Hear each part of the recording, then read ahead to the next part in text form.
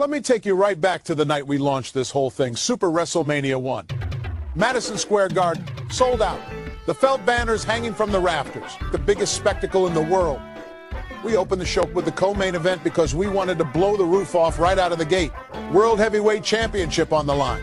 CM Punk defending against the Nature Boy Ric Flair, with Mr. Perfect in his corner causing all kinds of headaches.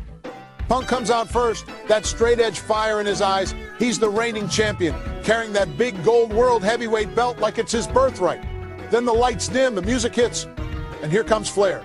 Red robes sparkling under the spots, strutting like he owns the garden. Perfect trailing behind with that smug grin.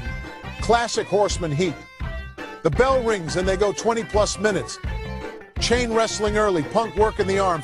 Flair begging off in the corner, doing the Flair flop. Perfect gets involved on the floor, trips Punk during the Irish whip, distracts the referee just long enough for Flair to rake the eyes.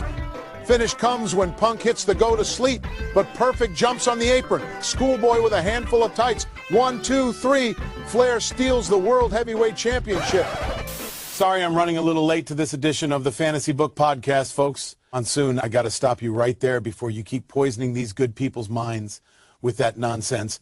Dead wrong. The fact is, Flair beat Punk straight up with a beautiful reversal into a schoolboy. That's wrestling, baby. That's experience. That's knowing how to win when it counts. Bobby. Only you could burst in here late and still manage to twist everything I said into some kind of defense for your precious horseman. I never said Mr. Perfect pinned CM Punk. I never said the 3 count wasn't legal. What I said, and what everybody with 2 eyes saw last night, is that Perfect spent the entire match running interference. He gave Flair those extra seconds over and over again, and when the chips were down, those seconds added up. That's not brilliant managing. That's giving your guy an unfair advantage. Plain and simple. Punk had his shot, he hit his little knee, he threw his little kicks, and when it came time to close the deal, he got outsmarted by the dirtiest player in the game. End of story. And let's be honest here. The World Heavyweight Championship is in much better hands right now with Ric Flair holding it than it ever was with that straight-edge Punk. Punk walks around preaching about how he's better than everybody because he doesn't drink or smoke. Flair lives larger than life. Limousines, Learjets, custom robes, beautiful women on both arms, and he still goes out there and wrestles circles around guys half his age. That's a champion. That's the man. Punk's a great athlete, sure, but Flair is the measuring stick. 16 times he's held that kind of gold in the real world, and now in our world he's got it again because he's still the best there is.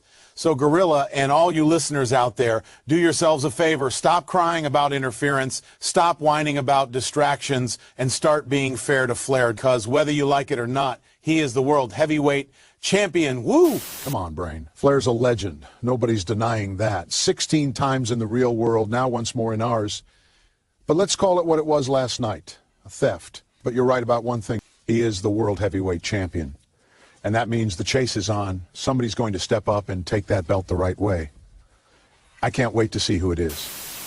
This is Gorilla Monsson on the Fantasy Book Podcast, reminding everybody wrestling's at its best when it's fair in the ring. Brain.